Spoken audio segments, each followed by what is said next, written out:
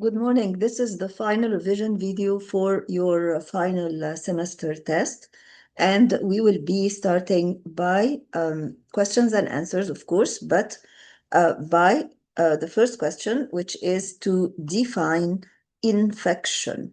So infection has two conditions. The first condition is invasion of the body cells, and the second condition or the second part of the definition is that it's not enough for the microbe to invade the body cell, but this is usually followed by the reaction of the body to that infection. So if you were to define infection, you have to mention the verb penetration. So if we open a screen, so the first question is,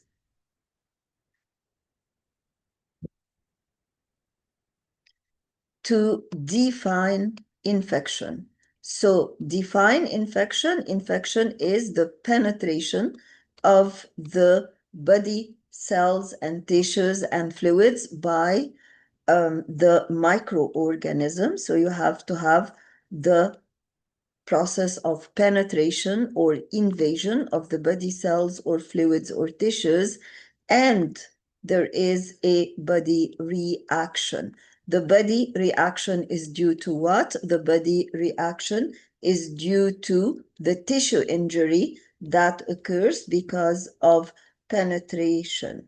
And the tissue injury is usually associated with release of a local chemical mediator that is called histamine, and then histamine will result in two actions. The first action is that it will dilate the blood capillaries or dilate the blood vessels locally in the area, and at the same time it will stimulate the nerve endings. It will stimulate the nerves, the sensory nerves that are present locally at the site of penetration of the microbe. So infection includes penetration or invasion and also includes the body reaction. What happens when histamine does those two main actions? The first consequence of dilatation of the blood vessel is that you will have local redness, you will have local swelling because of exudation of fluid outside the blood capillaries. Of course, the area would be warmer. There would be local warmth. All this results from dilatation of the blood vessels. So if I ask you about the direct cause of local redness, local swelling, local warmth, it would be histamine. Histamine also stimulates the nerve endings, so you might have at the site local pain. And sometimes if you're allergic, for example, it would also be local itching.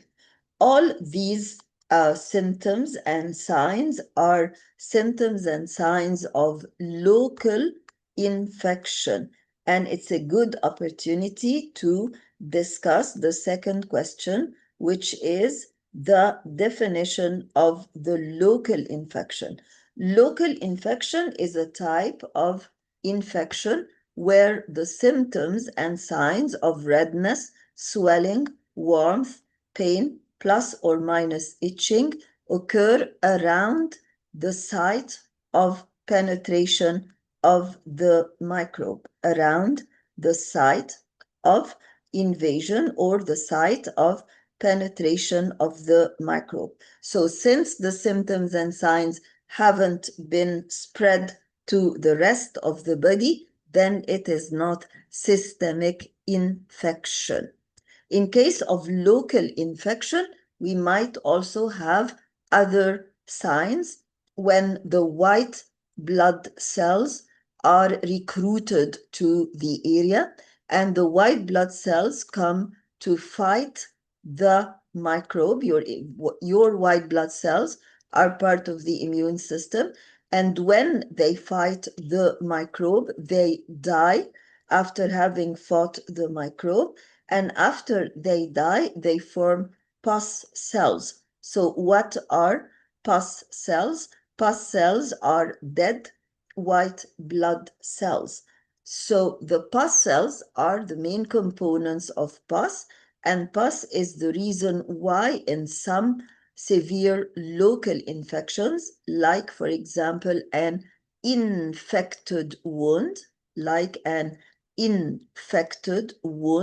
we might have a foul discharge. The foul discharge comes from pus, and pus is made of pus cells, and pus cells are nothing but dead white blood cells. So this is an important sign that you might add to redness, to swelling, to warmth, to local pain. You might also add the presence of pus or the presence of a purulent discharge with a foul odor.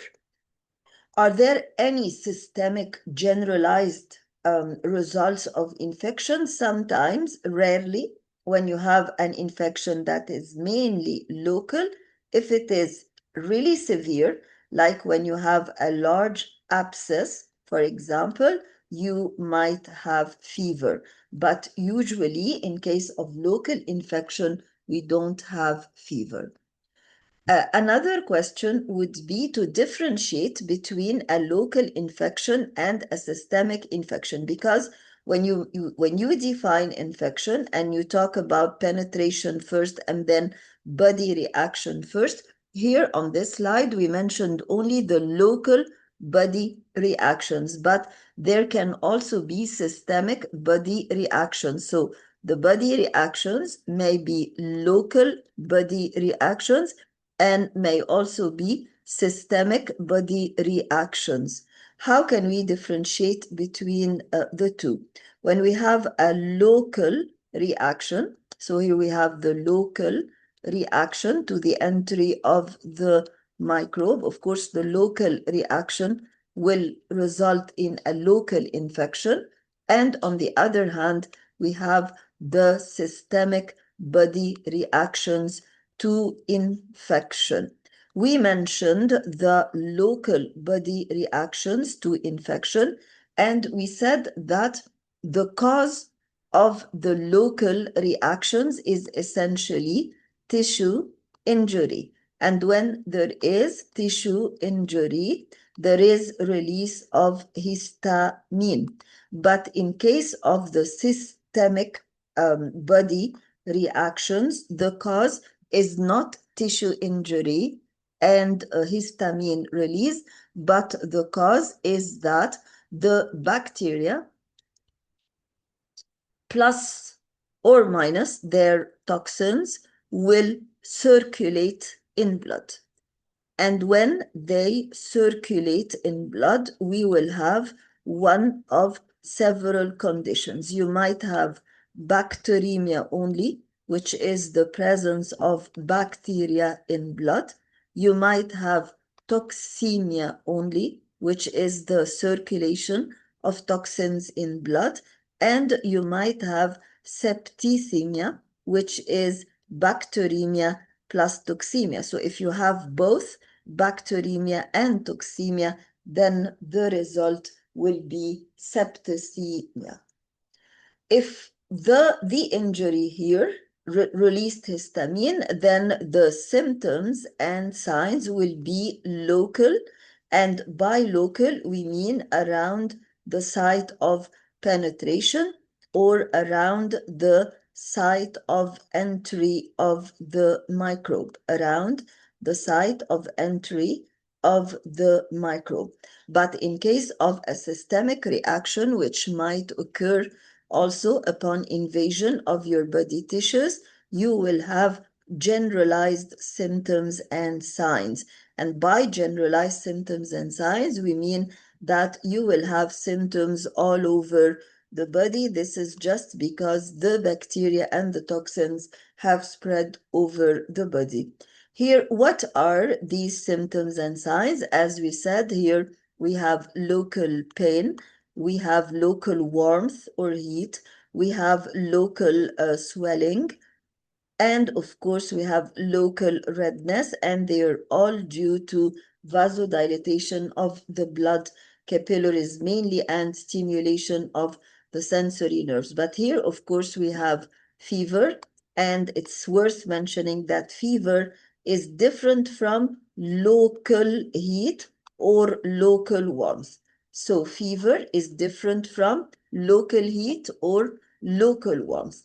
And we will see now why fever occurs in systemic reactions. But we also have, in addition to fever, we have body aches, and we also have headache, which is a specific type of body ache that occurs essentially in the head. We can also have anorexia, which means loss of appetite. We might have nausea or nausea and vomiting.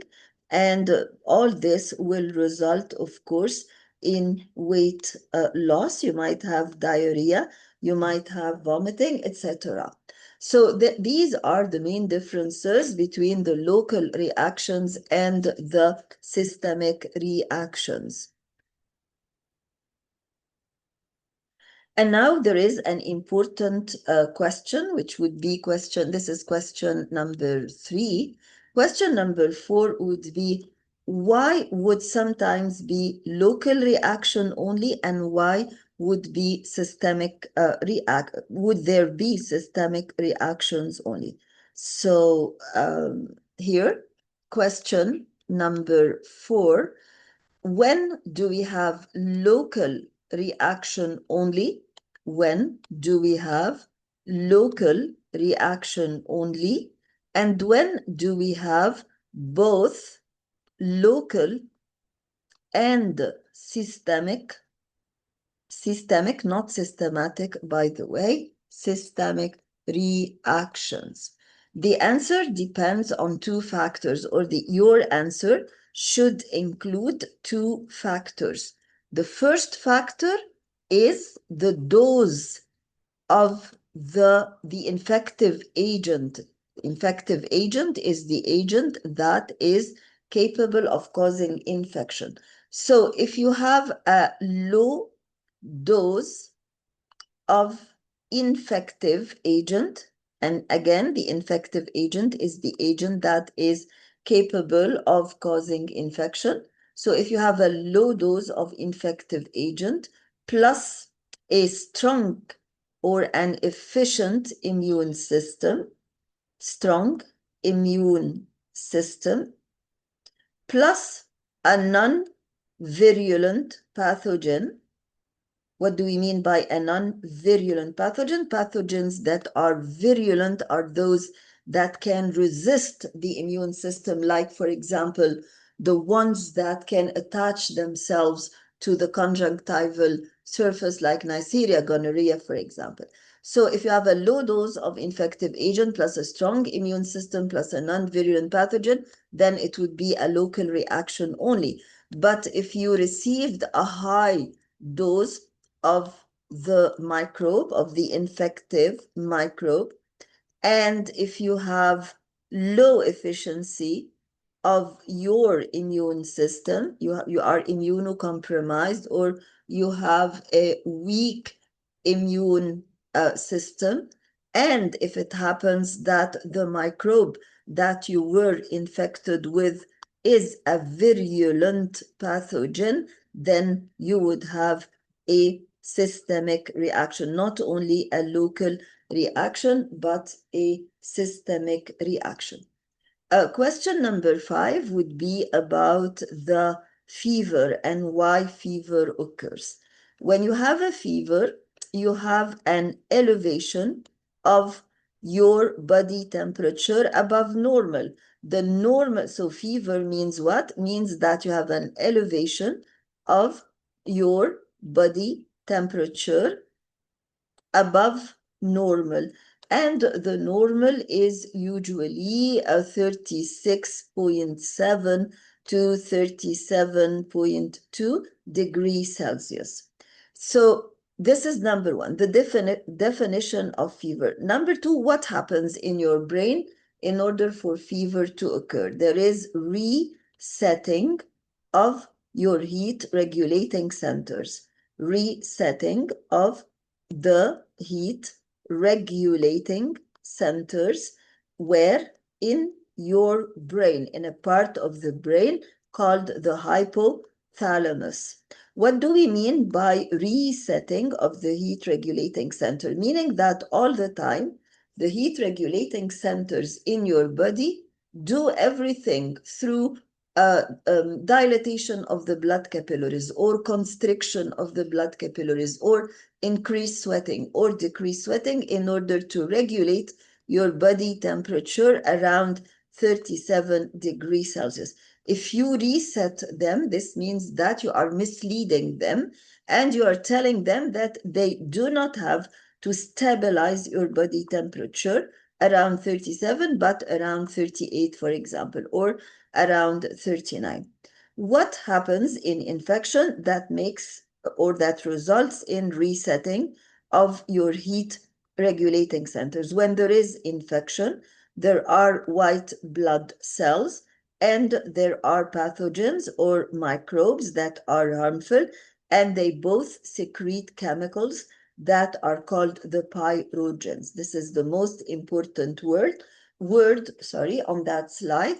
And the pyrogens circulate in blood, and because they circulate in blood, they reach every part of your body, including the heat regulating center, and there they reset your body temperature to be above 37, whatever the level is, 38, 39, 40, and so on. This, of course, the high heat, as you know, might cause denaturation of the body enzymes. So fever is risky. Why is fever risky? And very high fever above 41 degrees Celsius may lead to death. Why? This is because the very high temperature is above the optimum temperature of the body enzymes and therefore can result in denaturation of the body enzymes, and all the biochemical reactions in the brain would stop. This was the definition of infection, of infective agent, the two important parts of the definition, and then the local infections and the systemic infections and fever, and why do we sometimes have local infection and sometimes we have systemic infection in addition to local infection. Of course, question 6 would be about the difference between a friendly flora and a pathogen. Friendly flora are indigenous microbial species that are normal inhabitants of your body. They are normal inhabitants where they are normal inhabitants either on the surface of the body or inside your body cavities. They are harmless. They do not cause harm to human beings. On the other hand, their relationship with the human beings is described as being mutualism. And when we say that their relationship is mutualism, this means that there is exchange of benefits between the friendly flora and the human being. What do they take from the human being? They take shelter or home from the human beings, and they take food. Just like, for example, the lactobacillus inside the mouth cavity. It is essentially a friendly flora, and it feeds essentially on the food debris or the lactobacillus in the vagina. But if in the oral cavity you give it more than enough food debris, it's being converted into a pathogen. But in exchange, they give us plenty of benefits, and we will open a new screen to talk about the benefits of the oral flora. On the other hand, pathogens are either non-indigenous species, meaning that they are not the normal inhabitants of your body cavities and your skin, or they might essentially be indigenous species or friendly flora that have been converted into pathogens because of a change, an unfavorable change in their environmental conditions. Of course, if the friendly flora are harmless, then the pathogen would be harmful.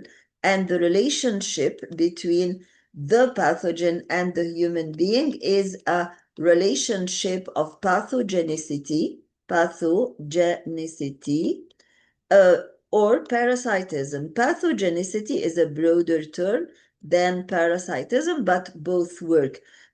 So parasitism or pathogenicity means that they take benefit from us in the form of shelter and food, but in exchange, they secrete toxins or harmful metabolic waste, and these harmful metabolic waste result in diseases, and that's why pathogens are harmful to our body.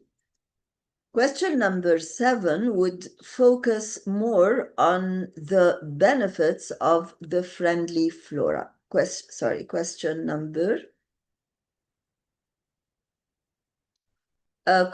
number 4 would focus more on the benefits of the friendly flora, benefits of friendly flora. Of course, this depends on which friendly flora in particular you are talking about, but there are general functions for all friendly flora. Number 1, the first benefit of friendly flora is that they occupy space. And when they occupy space, then they do not allow the pathogens to have enough space to reproduce. And of course, when they occupy space, they will compete with the pathogens. The pathogens will not be at ease to reproduce as easily as they wish. Number 2, is this the only way? So they compete here with whom? They compete with the pathogens. So among the benefits of friendly flora, this is the first way how they get rid of pathogens. But, and this is very important, is this the only way they get rid of pathogens? No. There are 3 or 4 other ways how they get rid of pathogens. For example, there is what we call microbial antagonism. Microbial antagonism. There is also another way that we call cross-reactivity. Cross-reactivity. And these are the ones that we studied in detail. So these are the benefits of, or these are parts of the benefits of friendly flora, but the first 3 are the benefits of friendly flora that are concerned with getting rid of pathogens.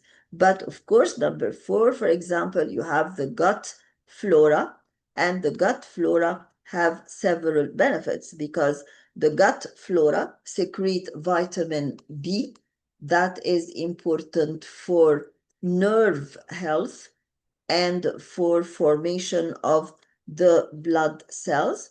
They also secrete vitamin K, that is important for blood clotting, and they also secrete short chain fatty acids.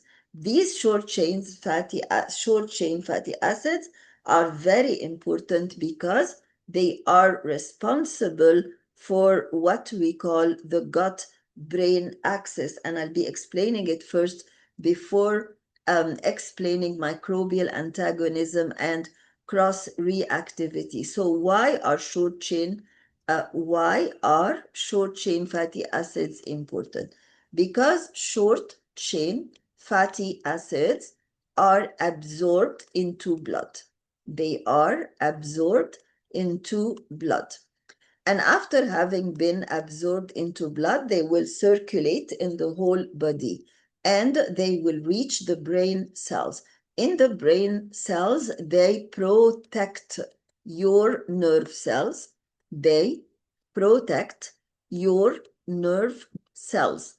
Against what? Against two major diseases, which are Alzheimer's disease, and both are, by the way, degenerative diseases, meaning that they are associated with damage of the nerve cells and therefore loss of function. Alzheimer's disease, which finally results in loss of rational thinking, which is dementia. But there is also, in addition to Alzheimer's disease and dementia, we have Parkinsonism, which is also a degenerative disease associated with tremors and difficulty walking, difficulty in facial expression, and so on. So these are the most important benefits of the short chain fatty acids that are secreted. But we also have, in addition to the short chain fatty acids that are secreted essentially by the gut flora, we have two neurotransmitters, which are dopamine, the reward hormone, and serotonin, the happiness hormone. So all these, whether we are talking about the short chain fatty acids, so here, if this is part of the gut, and if these are the friendly flora, the friendly flora in the gut, then into blood, we will have the short chain fatty acids. We would have dopamine that is also absorbed from the blood. We will also have serotonin. All these will circulate in the blood. And after having circulated in the blood, they will reach the brain in order to protect the brain and to lift up the mood and give you this sense of happiness and rewarding. This circuit, blood pathway or blood circuit, is called the gut-brain axis. The gut-brain axis. So what is the gut-brain axis? It is the pathway, the rapid pathway between the flora in the gut that produce about 90% of serotonin, in addition to dopamine and the short-chain fatty acids, and between the brain. So the axis is nothing but the blood pathway inside the blood vessels from the gut to the brain. In addition to occupying space, microbial antagonism, cross-reactivity, thus we have the gut flora that have a very important effect on your health. But notice that the first three are the ones by which friendly flora fight pathogens. So numbers 1, 2, and 3, among all the benefits of the gut flora, of the friendly flora, 1, 2, and 3 are the points that explain how friendly flora fight the pathogens. So if I ask you about this, you wouldn't mention the gut flora. They do it, of course, but locally. But this is number 1, 2, and 3 are the general ways by which the friendly flora fight pathogens. Microbial antagonism is a very easy and direct way of fighting pathogen. You have a friendly flora here, and the friendly flora finds a pathogen, and that pathogen is a harmful pathogen. But it happened that the antigens on top of the cell membrane or the cell wall of the friendly flora, some of the antigens are similar to the antigens on the pathogen. So what happens is that the friendly flora will secrete chemicals to kill the microbe. These chemicals that are used to kill the microbe are called bactericidal substances. So what is a bactericidal? Cidal means killing. What is a bactericidal substance? It is a substance that can kill bacteria. They are secreted, some of them, of course, are secreted by the friendly flora to kill the pathogens. Examples include hydrogen peroxide, and a peroxide is an oxide with one more oxygen. So H2O, and then we add one oxygen, it would be H2O2. Or we might also mention the bacteriocins. What are the or the fatty acids, of course. What are the bacteriocins? The bacteriocins are antibiotics secreted by bacteria. So what are bacteriocins again? They are very narrow spectrum antibiotics that are, most importantly to be said, they are secreted by the friendly flora themselves. Why do we say that these bacteriocins are narrow spectrum bacteriocins? This is because they can affect only a very narrow array of or range of microbes, the ones that have common antigens with the friendly flora. Okay, so this is microbial antagonism. And what is an antigen, by the way? An antigen is a molecule that can or a particle that can stimulate the immune system. On the other hand, the third mechanism by which the friendly flora can kill the pathogens is what we call cross-reactivity. In cross-reactivity, the relationship or the fight, the battle between the friendly flora and between the pathogen is not a direct battle, but it is an indirect battle. But similarly, there should be cross-antigenicity or common antigens between the friendly flora and the pathogen. In such a way, the friendly flora would result in weak stimulation of the immune system of the white blood cells, like the lymphocytes, for example, and the lymphocytes would secrete chemicals to kill the pathogen. And this is cross-reactivity. And this slide, of course, includes a lot of information about the benefits of the friendly flora. The next question would be about the role of the immune system in defending your body. So question number 5 asks about the role of the immune system in fighting microbes. Of course, I'll be focusing on the white blood cells. Your immune system consists mainly, the main component of your immune system includes the white blood cells. And we have two types of white blood cells. I'm talking about the specific immune system. So, and by specific, I mean that every white blood cell kills a specific type of microbe. So we have several types actually of white blood cells, but first of all, the big differentiation or classification is that we have the leukocytes, not the leukocytes, the PNLs. You didn't take this, but sorry, I erased all the editing. So we have two types of white blood cells. We have those white blood cells that have segmented nuclei and that are called polymorphonuclear leukocytes. Polymorphonuclear leukocytes, of course, leukocyte means white blood cells. And we have, why polymorpho? Because the shape or the morph of the nuclei is different between one cell and another.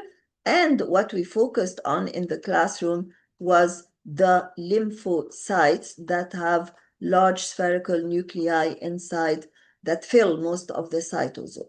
These lymphocytes are divided into two types of lymphocytes. We have the B lymphocytes and the T lymphocytes, and both are produced inside your bone marrow. But the B cell continues its life and maturity inside the bone marrow, whereas the T cell is so called because it continues in the thymus behind the sternum. Now, most importantly, the B lymphocytes will fight pathogens by producing chemicals, proteins that are called antibodies, whereas the T lymphocytes will fight the microbe by secreting chemicals that are called the cytokines that cause direct cell killing. antibodies cause indirect killing, and the cytokines cause direct cell killing. I would never ask you, of course, about the details. So if I ever ask you about the function of the specific immune system, you would say that we have the lymphocytes, B lymphocytes and T lymphocytes. The B produce antibodies and the T produce cytokines. On the other hand, the P and Ls, I don't know whether we mentioned them or not, but they mainly act as phagocytic cells, meaning that they can engulf the microbe. If you ever have a pathogen in your body, it can engulf it and dissolve it and digest it, and you get rid of the pathogen. The only difference is that this type is non-specific, meaning that it does not necessitate a particular microbe. It can act against any microbe. Among the important questions that you can encounter on the test is the morphology of the bacteria, and you have to know it very well. So we have three basic morphological shapes. We have the spherical bacteria that are called the cocci in general. We have the cylindrical bacteria that are called the bacilli, and we have the spiral bacteria or the helical bacteria. So how do we call the spherical bacteria? The spherical bacteria are called the cocci, as we said before. So here we have the cocci, and the cylindrical bacteria are called the bacilli, and the spiral bacteria are called the spirilla. The bacilli are cylindrical in shape, like this, and you have to know how to draw them. The cocci are spherical in shape. You might have a monococcus, meaning that we have a single spherical bacterium. Or you might have a diplococcus, meaning that you have two spherical bacteria that are connected to each other. Or you might have streptococci, which are spherical bacteria in chains. Or you might have staphylococci, which are spherical bacteria that are grape-like. So this is important. You have to learn how to draw these bacteria. But similarly, you have to know how to define those bacteria. So if I say define monococcus, it's a single spherical bacteria.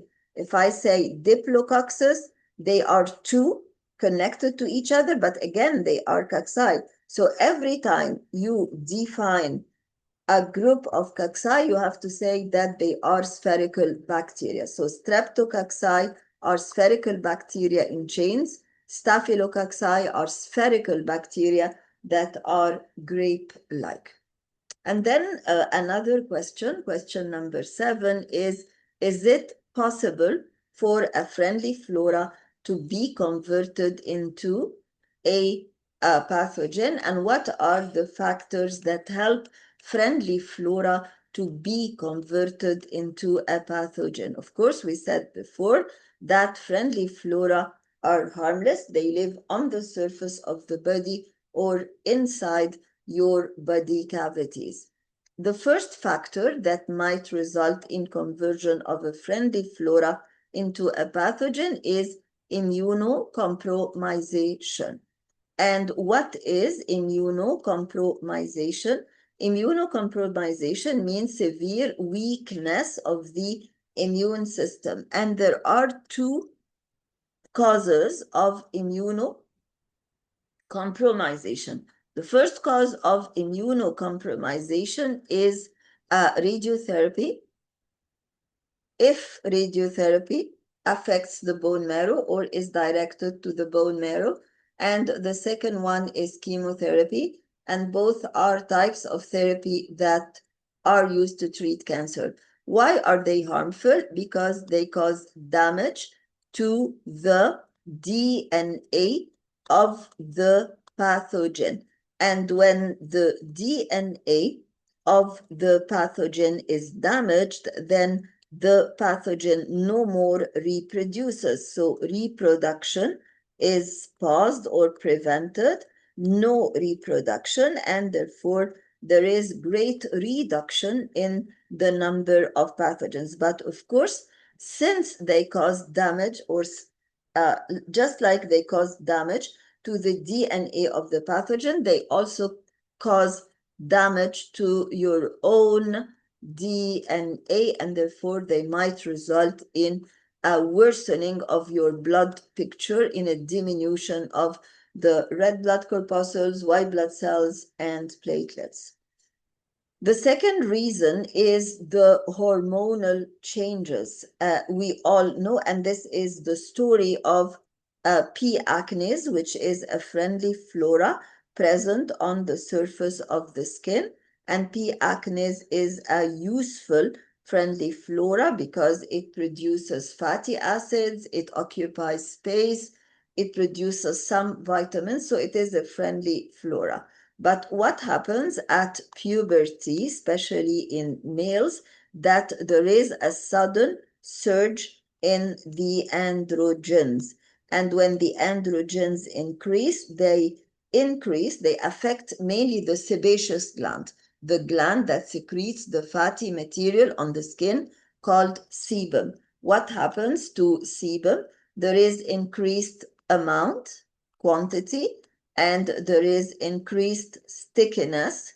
It becomes more sticky, and there is increased thickness of the sebum that is produced by the sebaceous gland. So what happens actually is that the sebaceous gland, which is an exocrine gland opening on the skin, the sebaceous gland duct, it has a duct, of course, because it is exocrine, will undergo obstruction.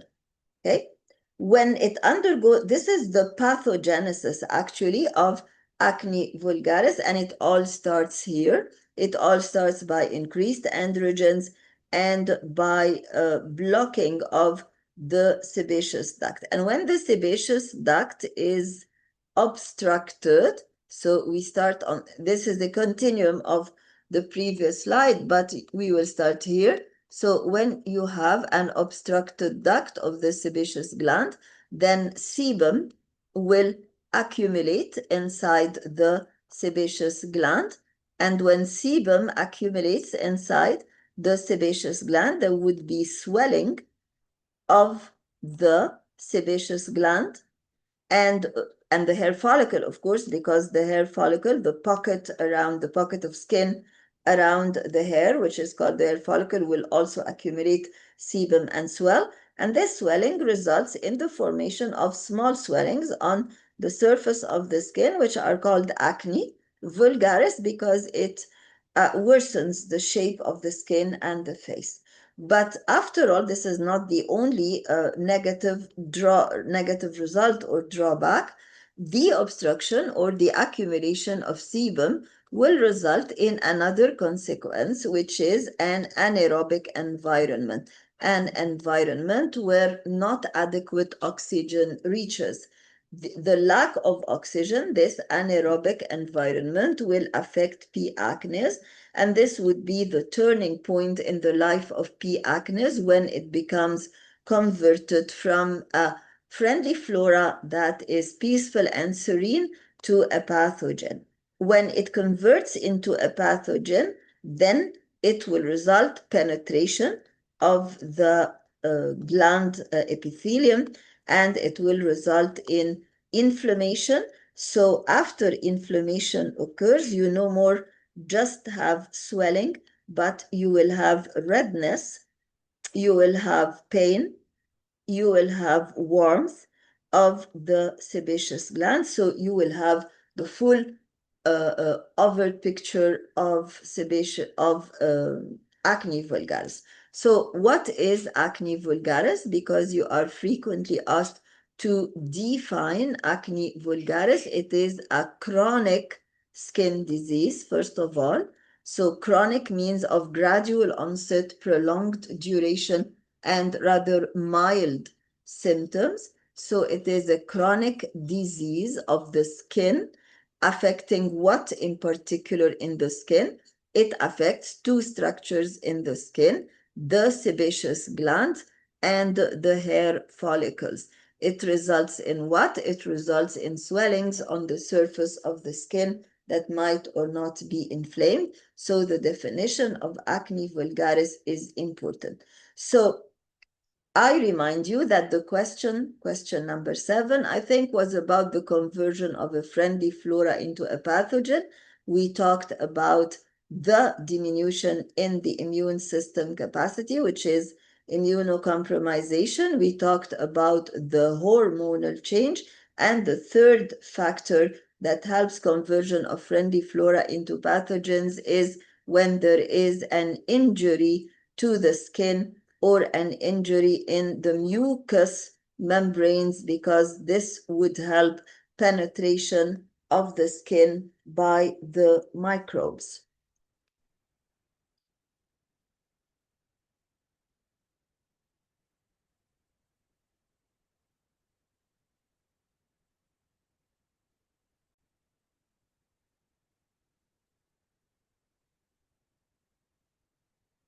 And now we move on to another important item, which is the flora in the different the different biomes in the human body. And we would first talk about the oral cavity microbiome and the vaginal microbiome and the gut microbiome. Let's first, and the conjunctival, of course, microbiome. Let's talk first about the conjunctiva, and one of the commonest questions, which would be question 8, is the conjunctival protection. The conjunctiva, as you know, is highly protected against infection. We can say this, or we can say that the conjunctiva is rarely affected by infection. So you have to justify the high protection of the conjunctiva. We actually have two types of barriers. We have the mechanical barrier and we have the chemical barrier. The chemical barrier is easy. The chemical barrier is in the form of the lysozyme enzyme in the eye.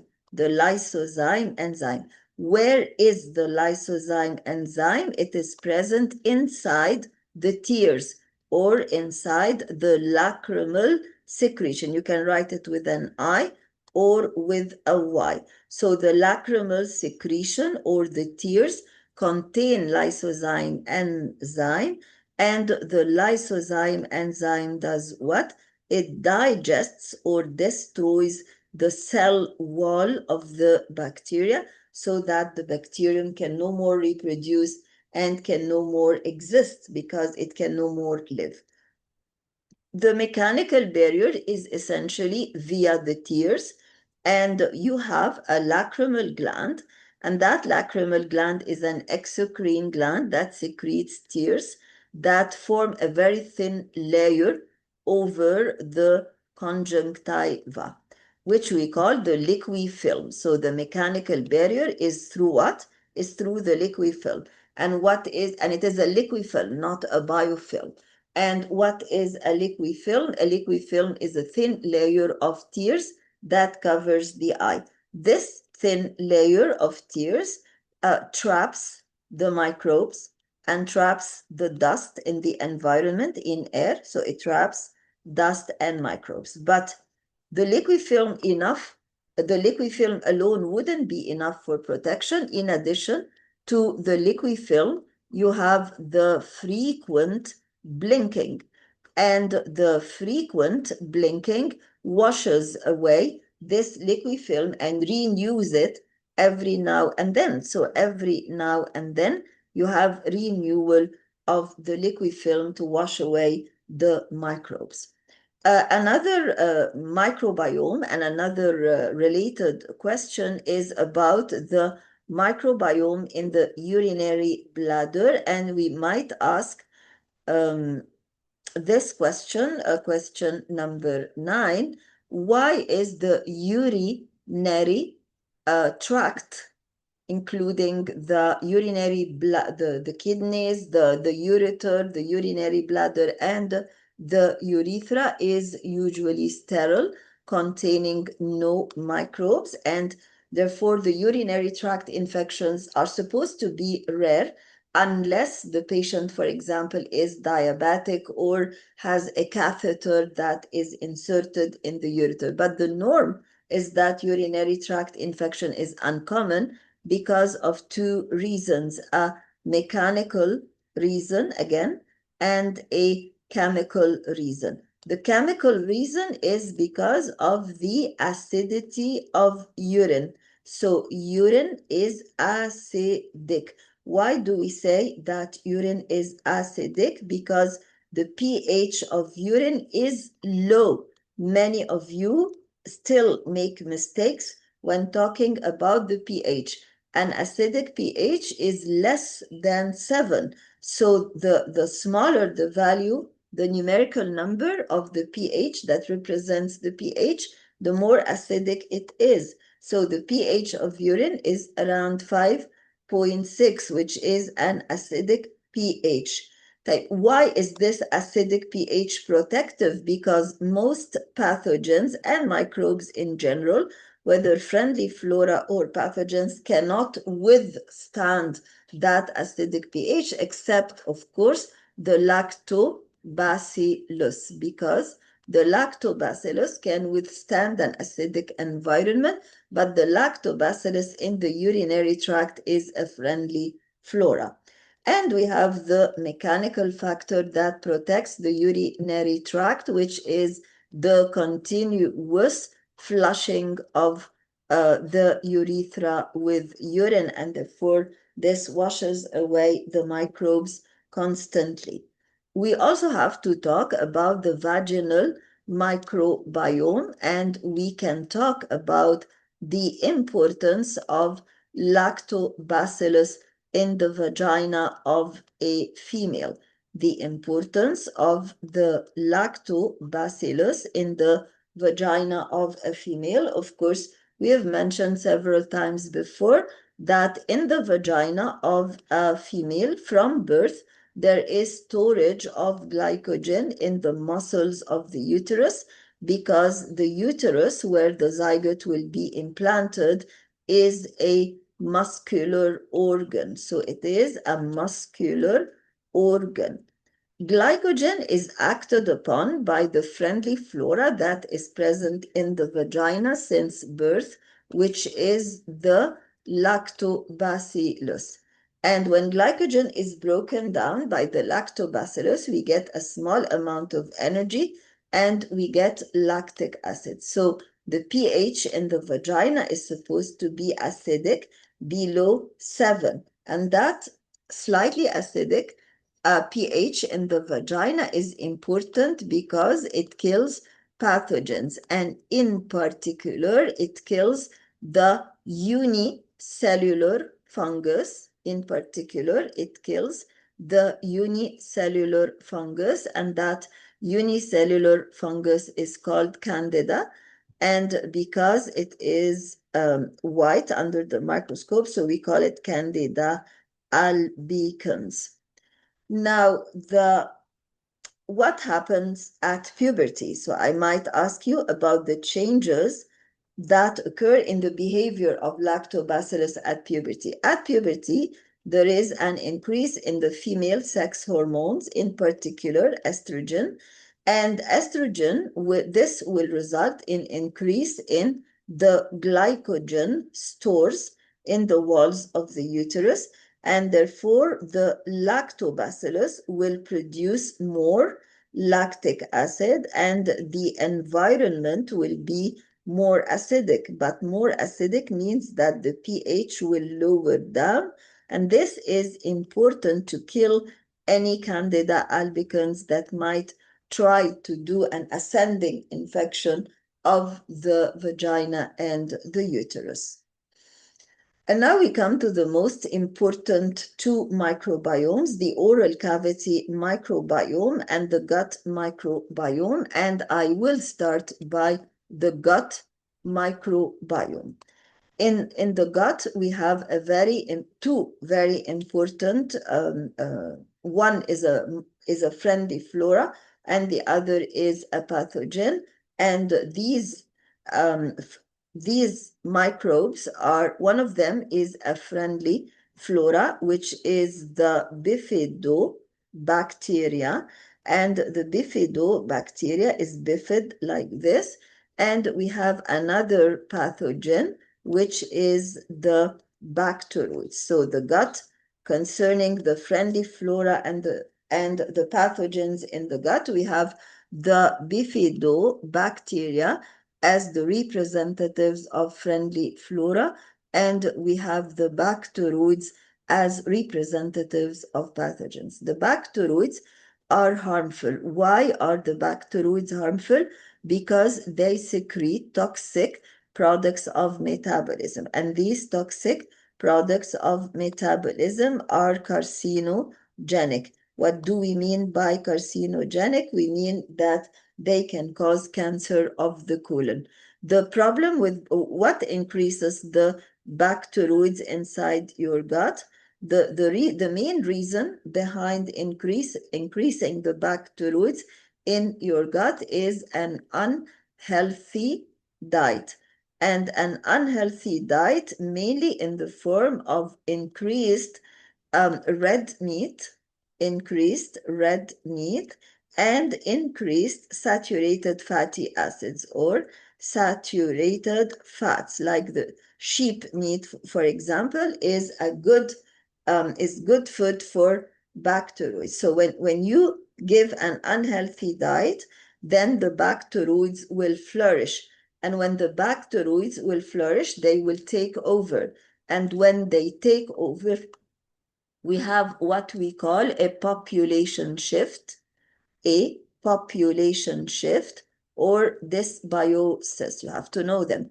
What is dysbiosis? Dysbiosis is a disturbed ratio between the friendly flora and the pathogens in favor of the pathogens. The normal healthy ratio between friendly flora and pathogens is 85 to 15. When you take an unhealthy diet, you are favoring dysbiosis because you are increasing the ratio of the pathogens in relation to the friendly flora, and you might cause cancer to them. On the other hand, we have the bifidobacteria. The bifidobacteria come from where? The source of the bifidobacteria is the skin around the nipple of the mom, and they reach the gut when the newborn suckles milk from the breast of the mom. And this is one of the major benefits of breastfeeding. But why are they in breastfed infants? In breastfed infants, you have more bifidobacteria because of two reasons. First of all, they are taken from the skin of the nipple and the skin of the breast. Furthermore, the milk of the mom contains a growth factor, and that growth factor enriches the number of bifidobacteria in the gut of breastfed infants. So the importance of breastfeeding is great. In addition to the emotional relationship between the mom and the newborn, and in addition to the fact that the human milk is adjusted in composition and in temperature to favor the newborn, we have this importance, which is that the breast milk contains growth factor that enriches the number of bifidobacteria that come essentially from the skin of the nipple of the mom. Having mentioned dysbiosis would lead us to an important question, which is a leaky gut barrier. What do we mean by a leaky gut barrier, and what are the consequences of a leaky gut barrier?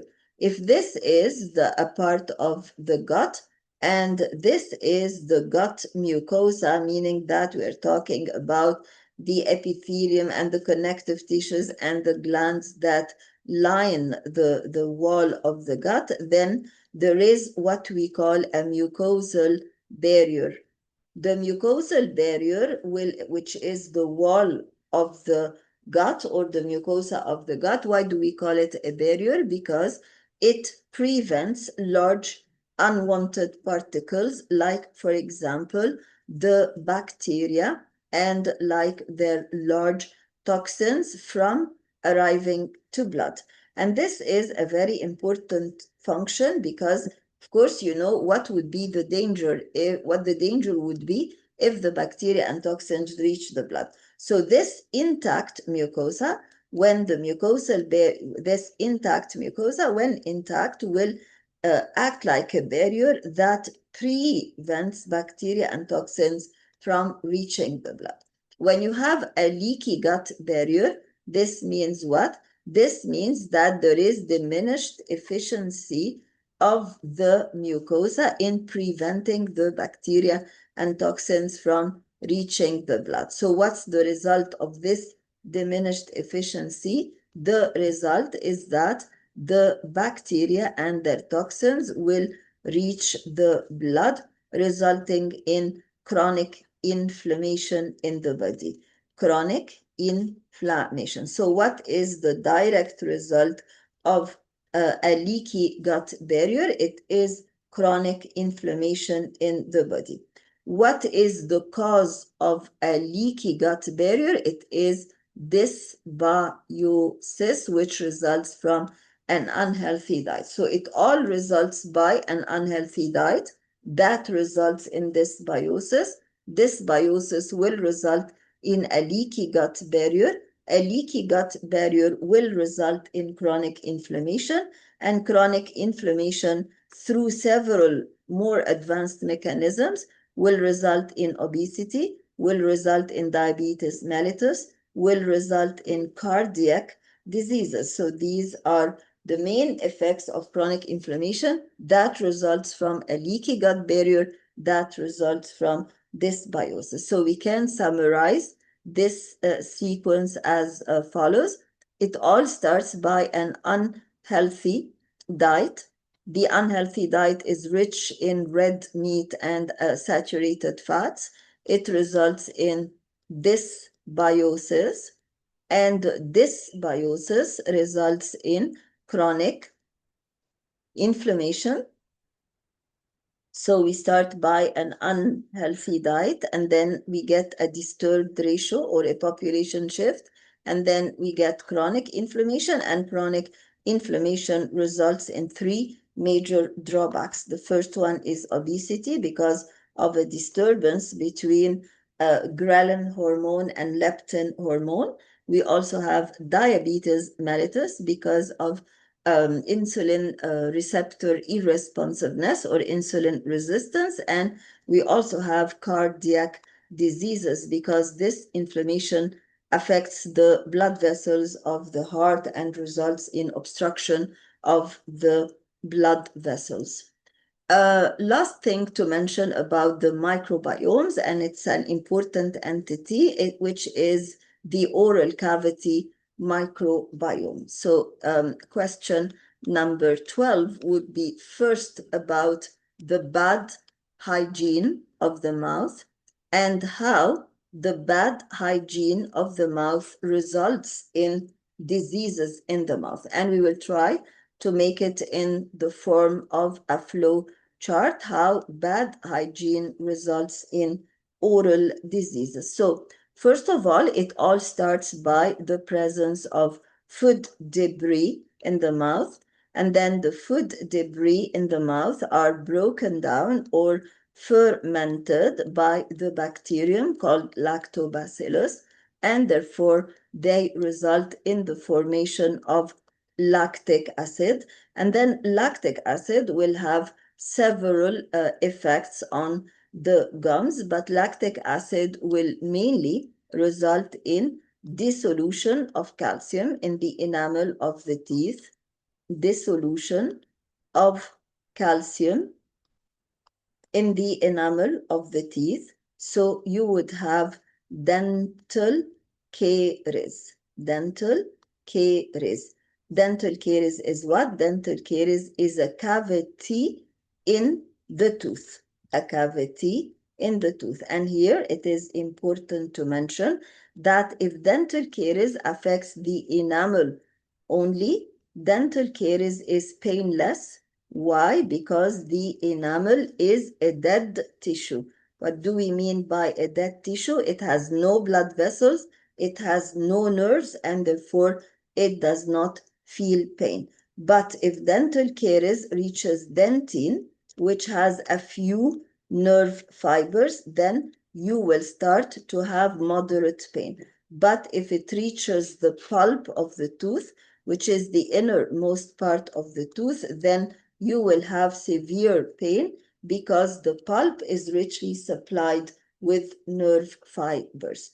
But in addition to this, there are other consequences of the bad oral hygiene. The first consequence was this sequence of events that occurs starting by accumulation of the lactic acid, passing by the formation of dental caries, and ending by the formation of these grades of pain. But we have another problem, is that lactobacillus will deposit at the gum line to form plaque. What is plaque? Plaque is a biofilm. And an important question is, why do we, so if this is the gum line and this is the tooth, this is the crown of the tooth. It's important to know the scientific terms. The crown of the tooth is the part of the tooth that appears above the gum line, and the root is the part that appears below the gum, or that does not appear, that is invisible, and that is below the gum line. Then the plaque is a biofilm. Why is it considered a biofilm? Because it contains bacteria. So it is a thin film of living organisms, bacteria, and the bacteria produce a gluey substance or a sticky substance that helps them fix to the gum line. And in addition to this, you have some moisture or water, and this forms a biofilm. You have a thin layer of microorganisms that produce a sticky, gluey substance in a moist environment together with some food debris. So this is the definition of a biofilm that applies to plaque. The third consequence of the lactobacillus is that it will not only form dental caries and plaque, but it will also cause gingivitis, which is the inflammation of the gingiva. And the gingiva is the gum or the pink pale tissue sorry, that covers the bones of the jaw and where the tooth is inserted. It will start by gingivitis, but it will end by periodontitis. Peri means around. So what is periodontitis? Periodontitis is inflammation of all the tissues around the tooth, including the gums and the bones. And by the way, you have to know how to draw the tooth and how to draw the stages of gingivitis and the stage of periodontitis and the stages of dental caries.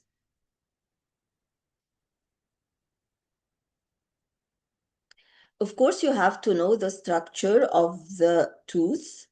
And if we look at the diagram for the tooth, it is important to know the layers. The outermost layer is the enamel, the middle layer is the dentine, and the innermost layer is the pulp. This is important for questions that are on scientific terms. Here you have the gums, and here you have the bones of the jaw. The part of the tooth above the gum line is called the crown. The part of the tooth below the gum line is called the root. What is the cementum? The cementum is the extension of the enamel below the level of the gum line. here we have the stages of dental caries. At first, we are in the enamel only, so it is painless, and then we enter into the dentine, then pain starts, and then we go into the pulp, then we have severe pain. And then we have here the stages of periodontitis that you have to draw. And what are the stages of periodontitis? First of all, what are the characteristics of a healthy gum? It is pale pink in color. It is not retracted. The bones are not destroyed. The visible part of the tooth is of normal height. The roots are not visible. There are no caries. There is no plaque. There is no calculus. And most importantly, there are no pockets or spaces between the teeth and the gums. In gingivitis, you just have red swollen gums because you just have inflammation of the gums and you just have plaque at the gum line. And then plaque is converted into calculus. What's the difference between plaque and calculus? Plaque is soft, calculus is hard. Plaque is uncalcified, calculus is calcified. Plaque is non-porous, calculus is porous. Plaque is reversible and calculus is irreversible. What are pockets? Pockets are spaces that form between the tooth and the gums. These spaces are due to two reasons.